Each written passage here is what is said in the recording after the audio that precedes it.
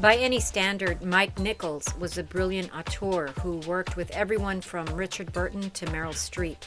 The catalog of both plays and films for the large and small screens that he directed is long and impressive, though most times in reviewing the list you might find yourself saying, Mike Nichols directed that?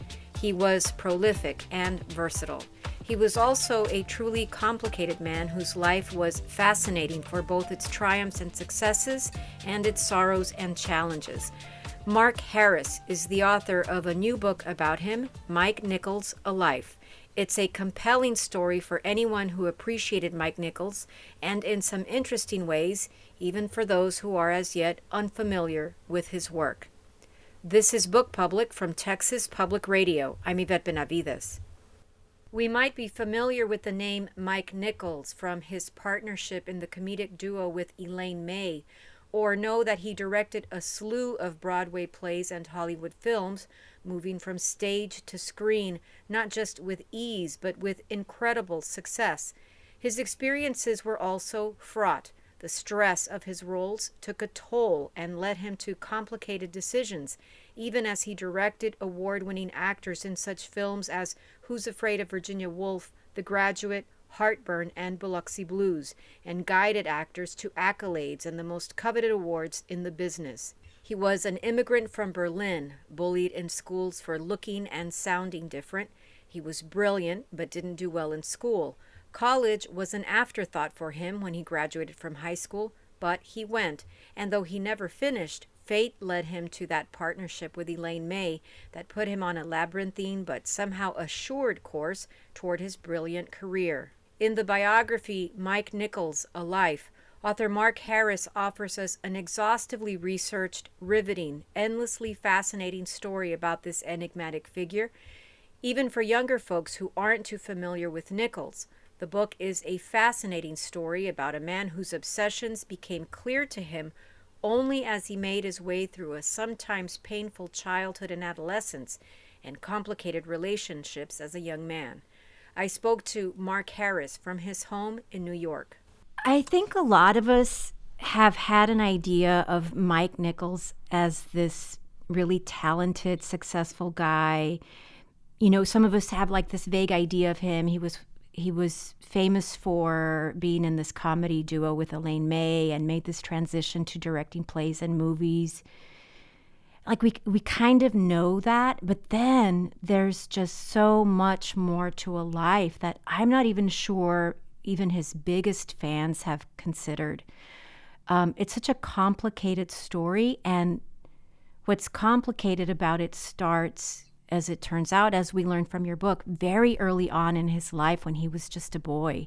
Can you talk about a little bit of his childhood? Besides being an immigrant, which was complicated enough, there's so much more to his childhood that makes him such a complicated figure. Sure. It seems to me that Mike had, in some ways, a kind of exemplary representative 20th century life, and in other ways, really a unique one. And it starts in Germany. He's born in 1931, and in 1939, just as all Jews are really trying to get out of Germany, he, at the age of 7, and his brother, who was 4, are sent from Berlin to New York City on a boat. Their father is already there. He's trying to set up a medical practice. Their mother, who was supposed to accompany them, is not there because she is hospitalized with a long-term illness. So his story begins alone on a boat at the age of 7, and arriving on foreign shores. It's fascinating to me that some of his first memories are not of as a little German boy, but as a foreigner in a country where he doesn't speak the language, where everything is unfamiliar to him, where he's and his brother are put in a foster home while his father tries to set up a household, and where he's really different from all the other kids because Mike had an allergic reaction to a childhood vaccination when he was 4 and lost the ability to grow hair. So of course, he was ostracized. He was bullied. He didn't know English. He was, in the description of one person who knew him, about as far and as much of an outsider as you could possibly get. And then to top it off, his parents did not have a very convivial relationship. They were very complicated figures too. And I was thinking about the idea of his father even diagnosing his own cancer and his own terrible prognosis and this sudden death. I mean, everything is so dramatic. It seems like on top of the bullying, on top of his issue with losing his hair, on top of the issue of language, right? The language barriers. It just seems like at every turn, there was something for him to have to contend with that was on a very, very big, dramatic scale. Right. The odds were really kind of stacked against him from an early age. His father dies when he's just 12 or 13 years old, and that causes, on top of everything else that he was contending with, real economic peril because he was the breadwinner. So the family slides suddenly from a pretty comfortable middle class existence to a real hand to mouth existence. His mother has to take every kind of odd job she can find, and it becomes really challenging for them just to get by. Well, his mother was she was industrious. I mean, she was a resourceful person in many different ways to support the boys after the death of her husband. I found that very interesting. She was also quite a beautiful woman. But then, so you're sort of plodding along through his story, and suddenly the death of his aunt. I mean, it just seemed like there was. So the aunt finally comes to the United States to live with them, and is hit by a bus and is killed. Um, Right. just so many things, and it just really, as you say, it just seemed like there was so much against him, and I feel like, and you mentioned this too. He was just an extremely watchful little boy. Yes, I think he really had to be because when you're that much of an outsider, being watchful is really a means to survive. How can you survive? How can you get through every day except by kind of watching and trying to decode and translate what other kids are like, what quote unquote normal kids are like. That was Mike's first experience in some ways as an actor. He had to learn to kind of create an outward self that would be palatable enough to the kids he encountered in the schoolyard every day to just get through a single day. And watching how other people behaved, how they operated, how they signaled distress or pride or arrogance or anger or confusion, was really the way Mike taught himself how people operated, and most kids pick that up just kind of naturally along the way, but Mike really had to make a study of it in order to survive. There were so many things in your book that surprised me about him, or maybe that I just took for granted. And one of those things I have to admit was this idea of how he lost his hair. I always used to look at photos of him and think, man, that guy has great hair. That guy has great brows and this great shock of blonde hair. So that was very surprising to me. But also this other idea about him that he was given to low moods and he was very distracted, even as a much younger person. I would just look at him and I think I just took for granted that he was the life of the party, super popular, the funny guy. But it was really interesting to me to see that at his heart, he might have really been somebody. I wouldn't say he was an introvert, not by any stretch, but just somebody who maybe was intent on creating this outward persona. I don't want to psychoanalyze him, but it's just this idea that he was just, as you say, always an outsider, and that just comes through in very surprising ways in terms of his personality, even later on in his life as an adult. Yeah, absolutely. I mean, I would not say that Mike was an introvert either. I think he liked people. He thrived on people, but he was absolutely prone to depression, and I think that was a struggle for much of his life that he had to endure, and also It's the uniqueness of his circumstance, which is that um, he had to literally compose himself every day to put on his hairpiece once he was allowed to have a hairpiece, which he wasn't until he was a teenager. He had to put on his eyebrows. He had to use a really kind of foul-smelling chemical solution to remove them at the end of every day. His brother said to me that it was really the defining uh, feature of his childhood, having to go through that, and and I think in a way that is connected to what you're talking about, his dark side, his depression, because among other things, he always said it's exhausting. It is incredibly depleting having to spend that much time, as he put it, being a person. Um, and how sad and how heartbreaking that early on in his life he didn't feel he was a person until he pulled himself together every day and did that. That is very sad. I was thinking about the ways that he could have just slipped into a kind of an anonymity. It would be so easy for a young person to do that, but he really reacted in the opposite way and was, eventually was on the stage, was, sort of in put himself in positions where he people had to look at him, and he didn't shy away from that. I found that very interesting about him, and I found too. It just seemed like this idea of the depression, and you talk about this too in the book, that he would just throw himself more deeply into the work. It was like he had these sort of ready ways of adapting, and I'm sure it was very difficult and very painful to do that. I was thinking along the lines of how difficult it was for him even in college, and I found that story so interesting about how he chose his college. Can you talk about that? Well, it's really almost that the college chose him. You're right to say that it would have.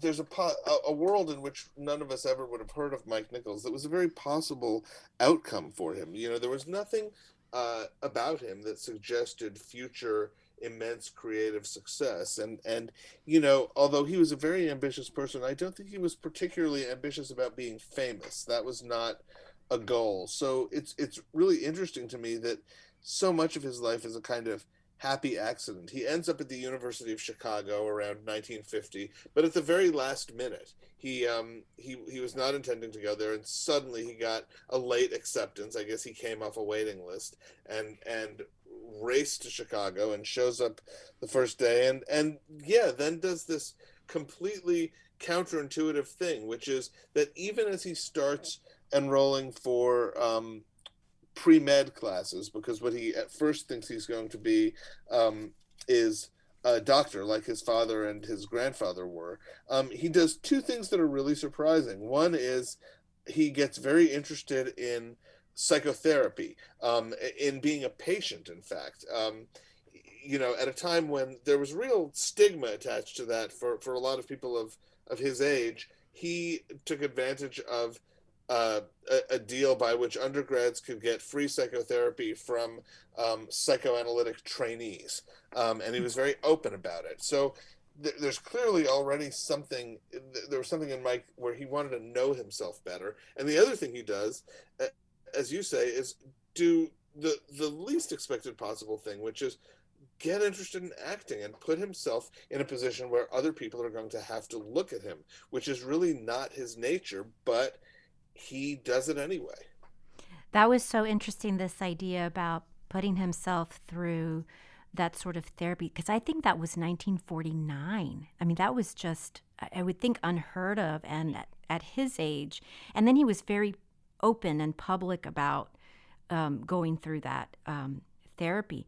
And right around this time, we read in your book also about how terribly hungry and poor he was, and he would wait and eat the scraps off his peers' plates in the cafeteria after. I mean, very, very sad details. But then there's this humanities professor that I have heard Mike Nichols talk about before, I think it was in the American Masters program, Professor Rosenheim was such a big influence on him. This was a very perceptive professor. He knew that Nichols was brilliant, but he had no patience for someone who wasn't putting in the work. And that's such a life lesson for Nichols, I think, that, and he didn't finish college, but it sure seems like he figured out Rosenheim's prescription, I mean, intentionally or not, that you have to put in the work. I found that anecdote about the professor so beautiful and so meaningful. Just this idea that this guy saw something in him and let him know that he was special. I feel like that must have been just such a pivotal moment for him. I think it really was, and I think it was the combination of having someone, it's so important. You need someone at the right moment in your life to tell you that you're special, but you also need someone at the right moment in your life to tell you that something is expected of you, that maximum effort is expected of you. And to have the same person be the person who tells you those two things, it really had an impact on him. And yes, he didn't finish college, but I think for the rest of his life, Mike lived by the rule and asked the people who he collaborated with to live by the rule that if you're going to do something, you really have to do it and give your whole self to it. And that if they did that, if an actor or an actress did that for him, if a writer did that for him, Mike would be an extraordinary ally. But they had to do it. That was sort of the prerequisite.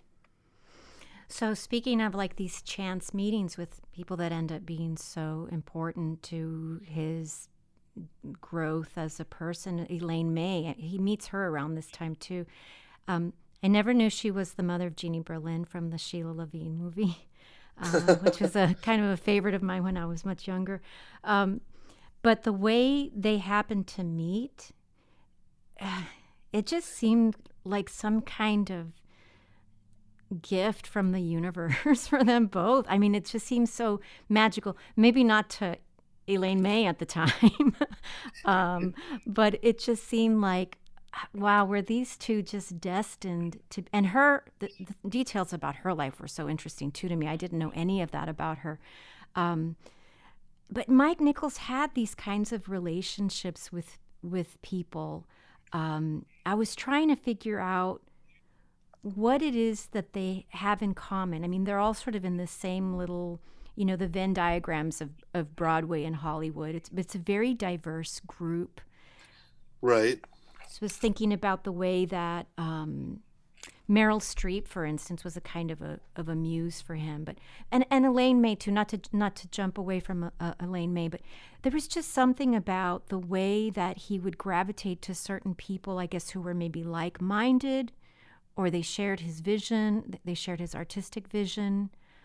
Yeah, I think it was, I think Mike was fine if they had their own artistic vision and was even energized by that. But for you to become really close to Mike, no matter what phase of his life he was in, he had to believe that, and more than believe, he had to feel deeply that you and he spoke the same language. And that was certainly true of Elaine May, who was someone he learned a great deal from in their friendship and in their partnership.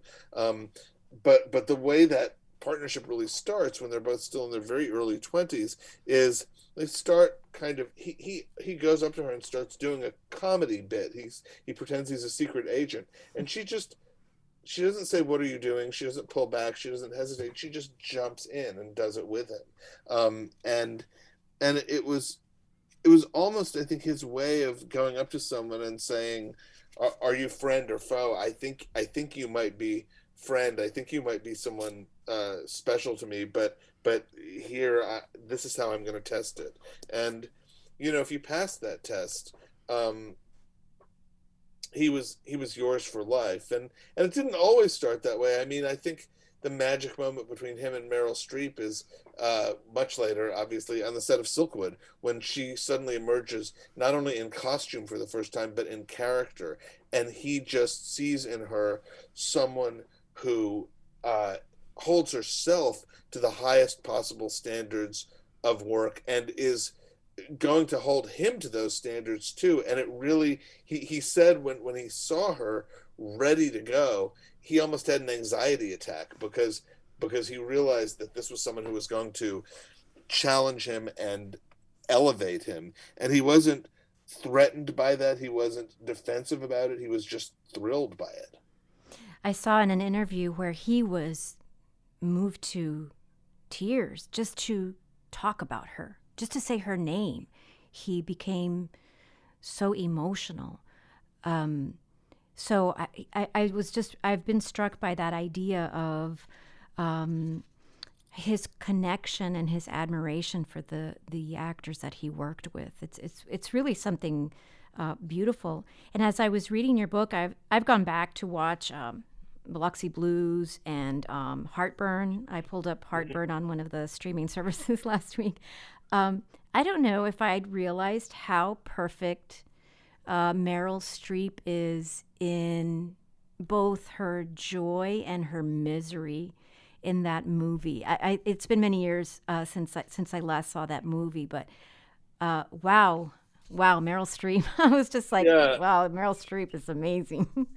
I mean, one of the great joys of doing this book and finally having it out is getting to introduce or reintroduce people to Heartburn, which I really don't think is a movie that's appreciated enough. I think of all the movies in Mike's body of work, and he made some great ones and some good ones and some not good ones.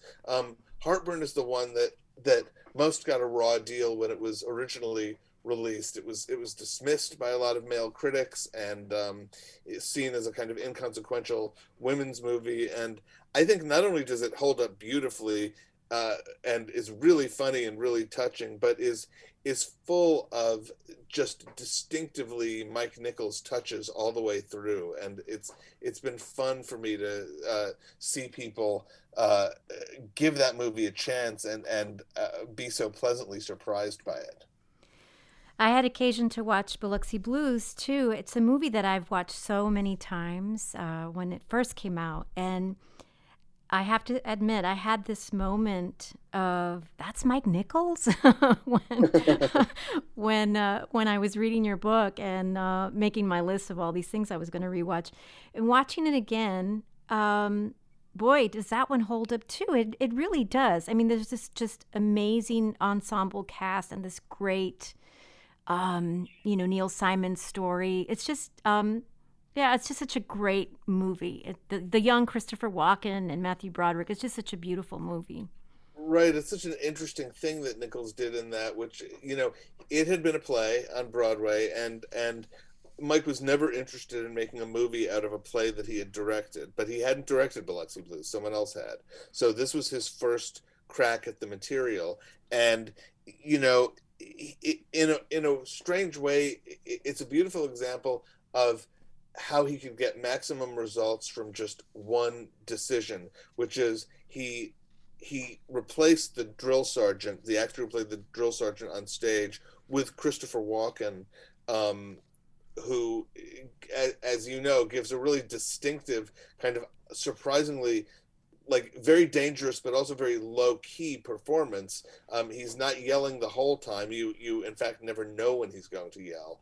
And the decision to freshen that part with a completely different creative take on it, in turn, affects all of the other performances in the movie, because everybody else in the movie is somehow connected to the drill sergeant. And suddenly it's a new play. It's a different dynamic in almost every scene. So that was, I think, Mike at his smartest and also at his most actor loving. It's a very young cast, and some of the people in it were experienced, like Matthew Broderick, but many were not. And one thing I heard about Biloxi Blues over and over again was that Mike was sort of a father / troop leader for the entire cast, but also really became a different director for every single actor based on what that actor needed. Oh, wow. I thought it was just, must have been very effective, because I just come away with this idea of all of those young actors just blowing me away. I mean, it's just such a great film. And the thing about Christopher Walken too is what you said, this you don't know when he's going to yell, and that's the problem. It's just like there's all this constant tension whenever he's in a scene because he's so quiet, and he's just about to, wield his power on these young men. It's such a great movie. Yeah, lovely. So I wanted to ask you about Mandy Patinkin. So I didn't know about all that controversy regarding his role in Heartburn, and I've heard other Hollywood stories about him that aren't, they're not totally favorable. It's interesting how today he's like this social media darling in these videos with his wife. So I'm happy for them for that. But I can imagine that this was probably something that would drive Mike Nichols to complete and utter despair, to have to make such a cast change like that, such a dramatic change. I mean, he had a history of replacing actors, even really great actors, if he didn't think they were right for the part. He did it to Gene Hackman on The Graduate. He did it to Robert De Niro on a movie that he never finished called Bogart Slept Here.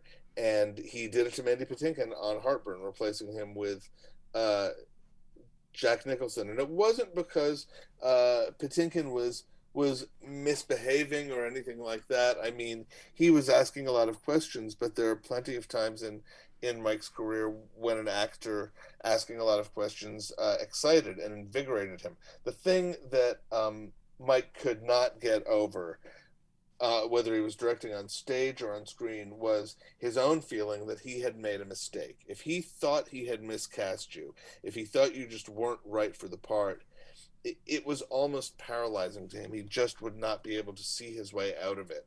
And I think that's what happened with Mandy Patinkin on Heartburn. Elaine May, who was in some ways much tougher than Mike about stuff like this, once said to him, if an actor isn't doing what you want by the fifth day of rehearsal, fire him, because they never get any better. And I'm not sure if Mike believed that or not, but it was, I think, the fifth day that he was shooting Heartburn that was Patinkin's final day. Wow. Well, I've considered that some people might read this book and realize that there was much more to Mike Nichols than they previously knew. I sort of started out our conversation saying that.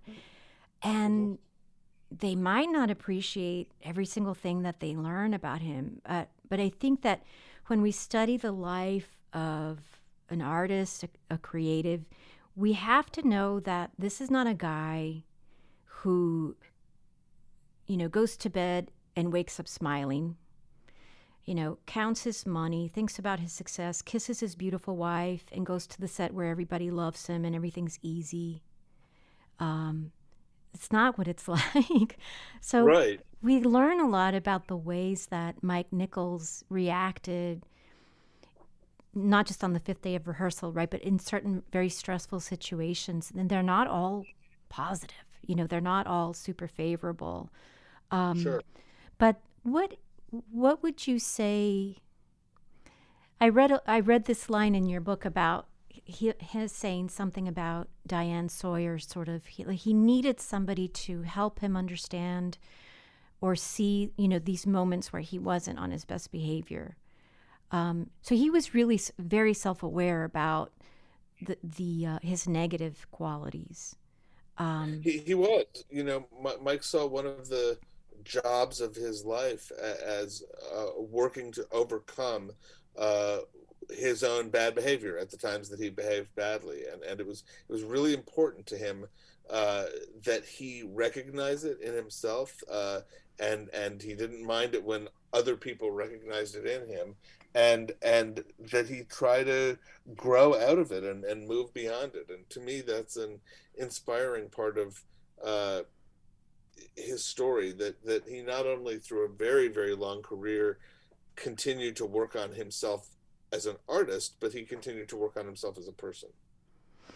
I've read a lot of biographies and memoirs and autobiographies, but what I appreciate about your book, besides this like exhaustive research that you did, this is a story it's a life, as the title says, but it's a story. And you have these two main parts that the book is divided into, and these chapters with these great idiosyncratic titles.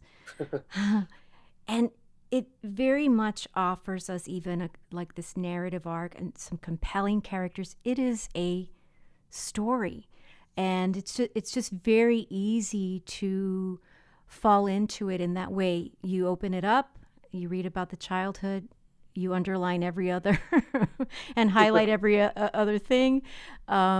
It's really just an amazing story. I had so much fun just reading the index, looking at just the index. So your research process must have been incredibly intense.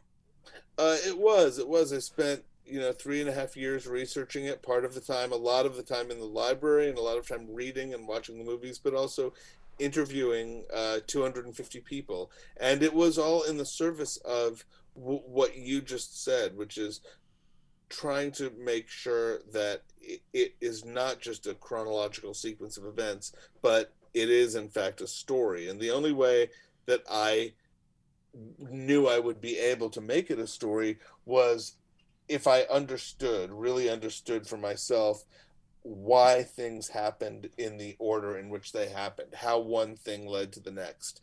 And I thought if I can unlock that code, then I will be able to tell this as a story, not just as a list of credits or as a sequence of years. Mark Harris, thank you so much for talking to me today. I really appreciate it. Thanks so much for having me on. Mark Harris is the author of the biography Mike Nichols, A Life. This has been Book Public from Texas Public Radio. Write to us at bookpublic@tpr.org. Jacob Rosati composed our theme music. Bree Kirkham is our digital producer. Dan Katz is Texas Public Radio's news director. I'm Yvette Benavides.